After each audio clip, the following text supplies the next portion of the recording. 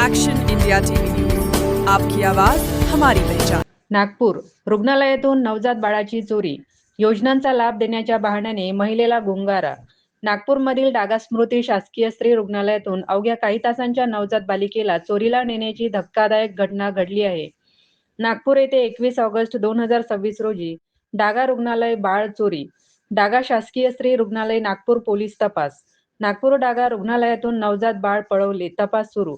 शासकीय योजनांचा लाभ मिळवून देण्याच्या बहाण्याने बुरका घातलेल्या महिलेने प्रसूतीनंतर अवघ्या काही तासांच्या नवजात मुलीला तिच्या आजीची नजर चुकवून रुग्णालयातून पळवून नेल्याची धक्कादायक घटना शुक्रवारी डागा स्मृती शासकीय स्त्री रुग्णालयात घडली। बाळाला घेऊन अर्ज करण्याच्या बहाण्याने बाह्यरुग्ण विभागाच्या दिशेने गेलेली महिला काही वेळातच बेपत्ता झाली। बाळ चोरीला गेल्याचे लक्षात येताच रुग्णालय प्रशासनाला माहिती देण्यात आली असून पोलिसांनी तपास सुरू केला आहे। नेमके काय घडले? प्रभात शक्ती पाटराबे, 30 वर्ष, राहणार गोळीबार चौक, नागपूर या महिलेला बुधवारी प्रसूतीसाठी डागा रुग्णालयात दाखल करण्यात आले होते।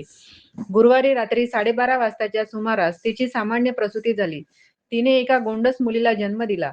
बाळाला पाहण्यासाठी महिला कधी आली?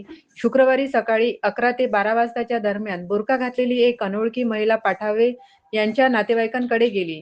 बाळाला विविध शासकीय योजनांचा लाभ मिळवून देण्यासाठी मदत करण्याचे तिने सांगितले। महिलेने काय सांगितले? योजनांचा लाभ मिळवण्यासाठी अर्ज करणे आवश्यक असल्याचे सांगून तिने कुटुंबियांचा विश्वास संपादन केला।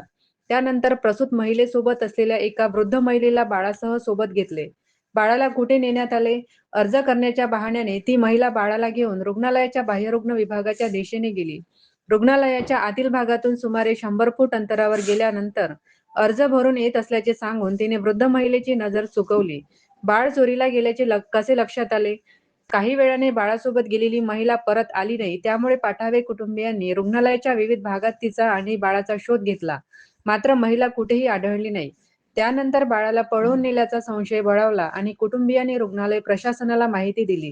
प्रशासनाने काय केले? घटनेचे गांभीर्य लक्षात घेऊन डागा रुग्णालय प्रशासनाने तातडीने पोलिसांना माहिती दिली। त्यानंतर पोलिसांकडून रुग्णालय परिसरातील परिस्थितीची माहिती घेण्यासह महिलेचा शोध सुरू करण्यात आला। नातेवाईकांचा संताप। नवजात बाळ चोरीला गेल्याची माहिती मिळताच पाठावे कुटुंबियांचे नातेवाईक मोठ्या संख्येने रुग्णालयात पोहोचले। त्यांनी रुग्णालय प्रशासनातील अधिकारी आणि कर्मचाऱ्यांना धारेवर धरत घटनेबाबत तीव्र संताप व्यक्त केला। बाळाचा तातडीने शोध घेण्याची मागणी नातेवाईकांनी केली। मुख्य संपादक विनोद माहुरेसह नागपूर जिल्हा प्रतिनिधी वैशाली